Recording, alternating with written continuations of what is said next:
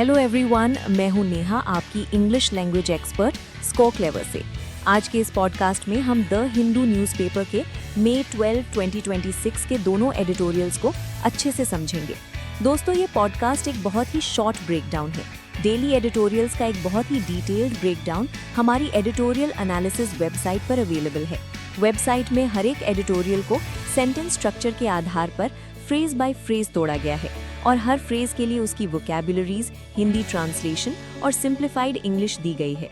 इसके अलावा सेंटेंसेस का कॉन्टेक्स्ट और बैकग्राउंड, 5 पॉइंट समरी और एडिटोरियल का टोन भी अच्छे से एक्सप्लेन किया गया है।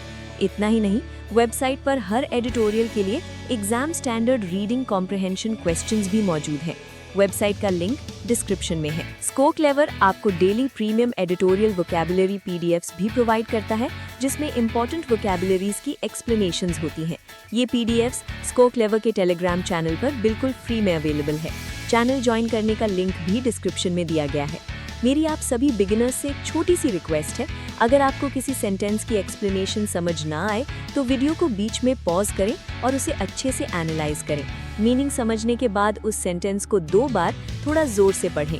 अगर आप बिगिनर्स ऐसा करते हैं तो सिर्फ 6 महीने में आप अपनी इंग्लिश नॉलेज में ड्रास्टिक इम्प्रूवमेंट देखेंगे। तो चलिए बिना किसी देरी के आज का पहला एडिटोरियल शुरू करते हैं। पहले एडिटोरियल का टाइटल है अगली bout on the show cause notice to Vinesh Phogat. भद्दा मुकाबला, विनेश फोगट को दिए गए कारण बताओ नोटिस पर। सबटाइटल है the timing of the show cause notice to Vinesh Phogat is suspect. Vinesh Phogat को कारण बताओ नोटिस दिए जाने का समय संदेहास्पद है। Double world championships bronze medalist Vinesh Phogat's comeback bid. 2 बार की वर्ल्ड चैंपियनशिप्स की कांस्य पदक विजेता विनेश फोगट की वापसी की कोशिश after a sabbatical following the Paris Olympics. Paris Olympics के बाद लिए गए एक लंबे ब्रेक के बाद यहाँ सबैटिकल का मतलब होता है काम से लिया गया एक लंबा आराम या छुट्टी। हिटर रोड ब्लॉक, एक बड़ी रुकावट से टकरा गई। जब हम कहते हैं हिटर रोड ब्लॉक तो इसका मतलब है कि काम में कोई बड़ी अड़चन आ गई है। When the Wrestling Federation of India यानी WFI found her ineligible, जब Wrestling Federation of India यानी WFI ने उन्हें अयोग्य पाया।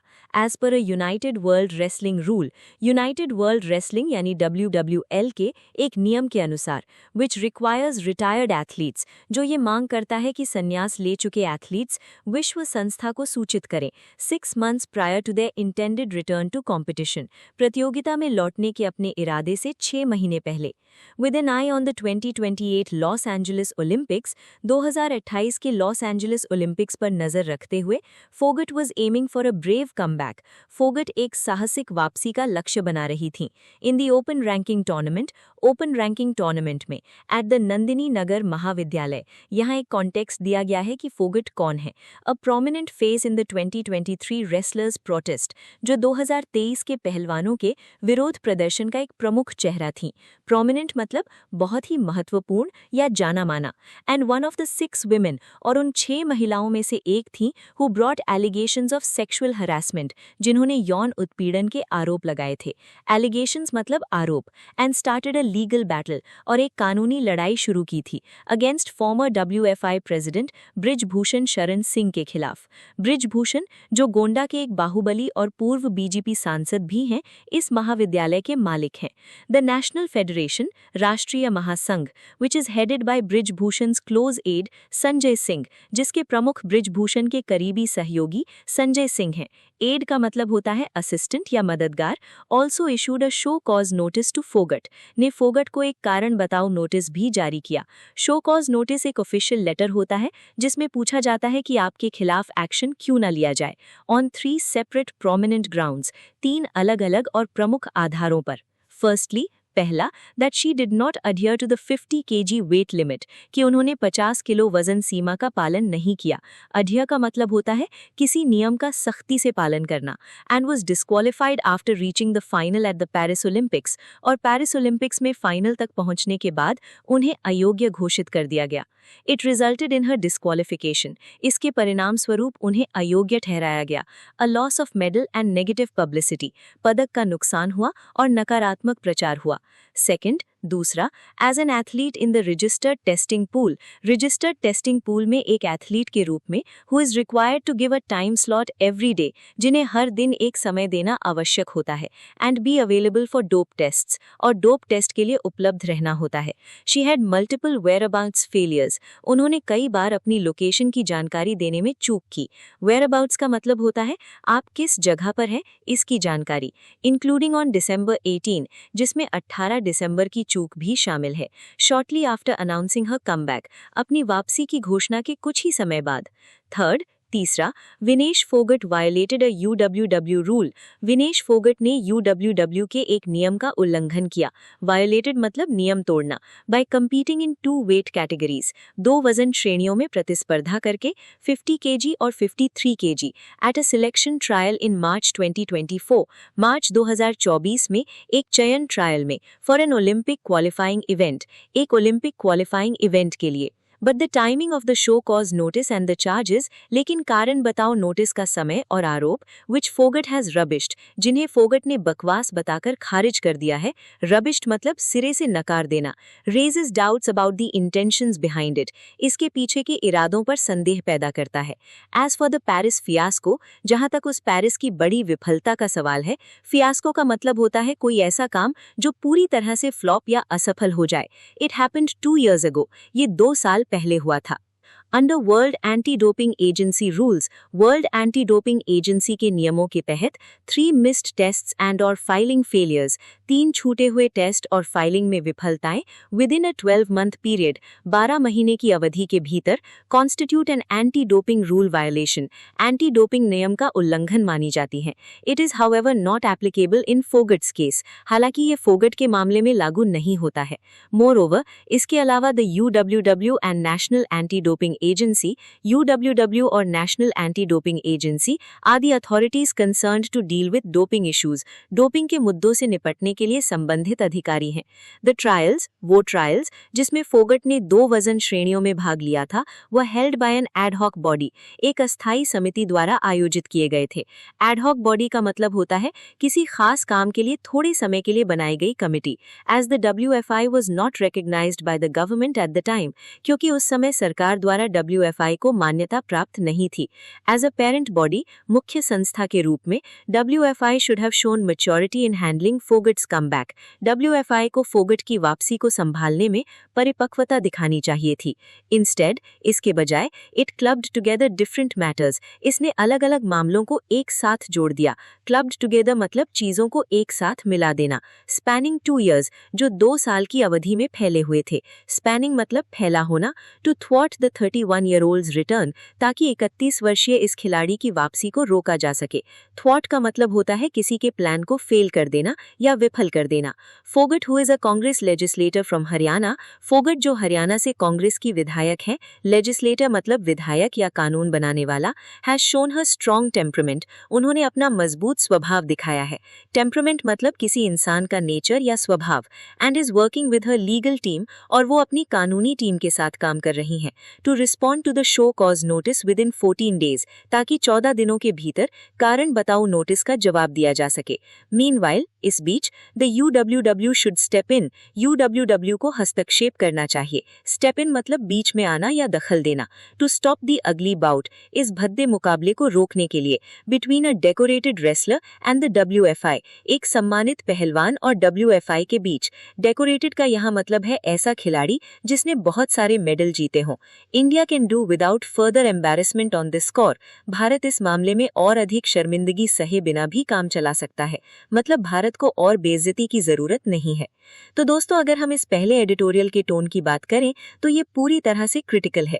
ऑथर यहाँ WFI की टाइमिंग और उनके इरादों की कड़ी आलोचना कर रहा है और बता रहा है कि कैसे जानबूझकर एक खिलाड़ी को परेशान किया जा रहा है।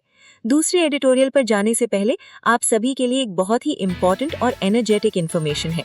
क्या आपको English vocabularies, idioms and phrases और फ्रेजल वर्ब्स याद करने में दिक्कत होती है? तो आज ही गूगल प्ले स्टोर से स्को क्लेवर ऐप डाउनलोड करें। इस ऐप में एक यूनिक न्यू लर्निंग टेक्निक का इस्तेमाल किया गया है। इसमें आप जो भी एक बार सीखते हैं उसे कभी नहीं भूलते। ऐप प्रिडिक्ट कर लेता है कि आप कोई पढ़ी हुई जानकारी कब भूलने वाले हैं और उसी के हिसाब से आपको सही समय पर रिवाइज करवाता है। इससे आपकी मेमोरी में सब कुछ हमेशा के लिए लॉक हो जाता है। और हाँ, हमें कमेंट्स में जरूर बताएं कि आपको हमारा ये नया पॉडकास्ट इनिशिएटिव कैसा लग रहा है। इस पॉडकास्ट को बनाने में बहुत मेहनत लगती है, इसलिए अपना प्यार दिखाएं। इसे लाइक करें, अपने कम से कम 5 दोस्तों के साथ शेयर करें और हमारे चैनल को सब्सक्राइब करना बिल्कुल ना भूलें। चलिए अब बढ़ते हैं आज के दूसरे एडिटोरियल की तरफ। टाइटल है belated warning on the prime minister's austerity appeal. देर से दी गई चेतावनी प्रधानमंत्री की सादगी की अपील पर। बिलेटेड मतलब बहुत देर से आया हुआ और ऑस्टेरिटी का मतलब होता है सादगी या खर्चों में भारी कटौती। सब टाइटल है prime minister Narendra Modi suggestions to Indians imply a serious economic impact. भारतीयों के लिए प्रधानमंत्री नरेंद्र मोदी के सुझाव एक गंभीर आर्थिक प्रभाव का संकेत देते हैं। इम्प्लाई का मतलब होता है इशारा करना या संकेत देना। Prime minister Narendra Modi's 7-point call to action. प्रधानमंत्री नरेंद्र मोदी का 7 सूत्रीय call to action. Call to action मतलब लोगों से कुछ कदम उठाने की अपील। For the citizens of India, Bharat के नागरिकों के लिए। Lays bare the severity of the impact, प्रभाव की गंभीरता को उजागर करता है। लेज बेयर मतलब सामने खोल कर रख देना और सिवियरिटी मतलब गंभीरता। Of the West Asia crisis, पश्चिम एशिया संकट के।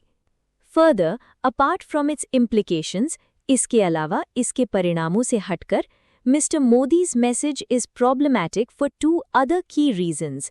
श्री मोदी का संदेश 2 अन्य प्रमुख कारणों से समस्याग्रस्त है। इट्स टाइमिंग एंड कंटेंट, इसका समय और इसकी विषय वस्तु।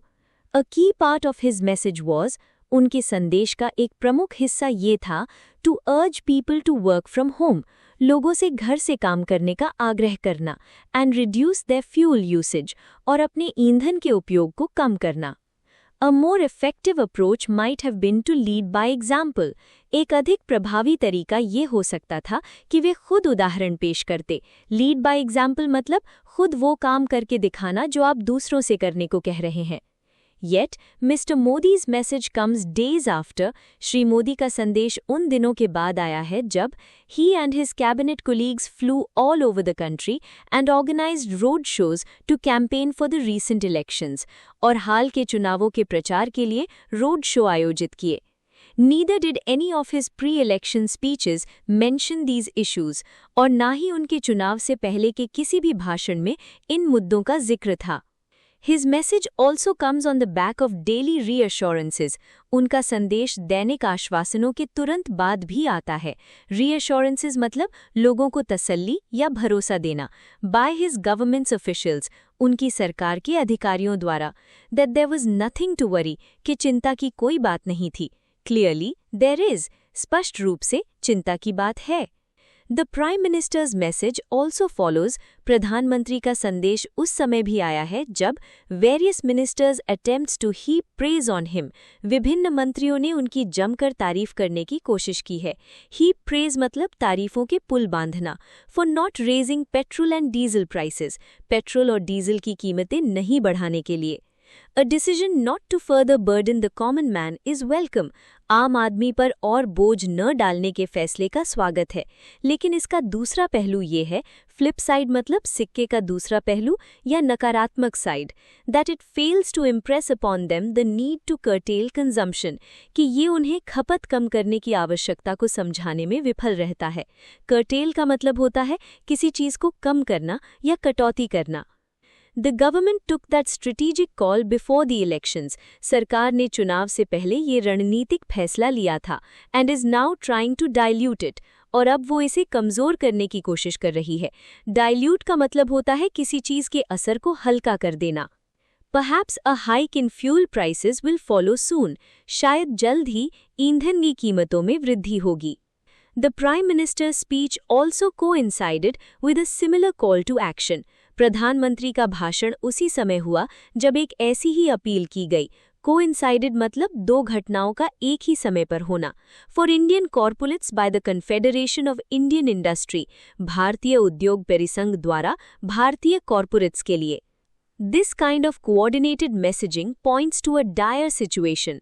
इस तरह के समन्वित संदेश एक अत्यंत गंभीर स्थिति की ओर इशारा करते हैं। डायर का मतलब होता है बहुत ही भयानक या गंभीर। Several of the prime minister's suggestions, प्रधानमंत्री के कई सुझावों का, might also have other negative impacts, अन्य नकारात्मक प्रभाव भी हो सकते हैं। That could be more serious than the problems they are trying to address, जो उन समस्याओं से अधिक गंभीर हो सकते हैं जिन्हें वे हल करने का प्रयास कर रहे हैं। Some others might simply not be as effective as he hopes. कुछ अन्य सुझाव उतने प्रभावी नहीं भी हो सकते हैं जितनी उन्हें उम्मीद है। If farmers stop using chemical fertilizers, as he has urged, अगर किसान रासायनिक उर्वरकों का उपयोग करना बंद कर देते हैं, जैसा कि उन्होंने आग्रह किया है, the immediate impact will be on crop output. इसका तत्काल प्रभाव फसल के उत्पादन पर पड़ेगा, at a time when El Nino is already set to hurt it. एक ऐसे समय में जब El Nino पहले से ही इसे नुकसान पहुंचाने वाला है। High frequency indicators are already revealing. उच्च आवृत्ति संकेतक पहले से ही उजागर कर रहे हैं। रिवीलिंग मतलब सामने लाना या दिखाना।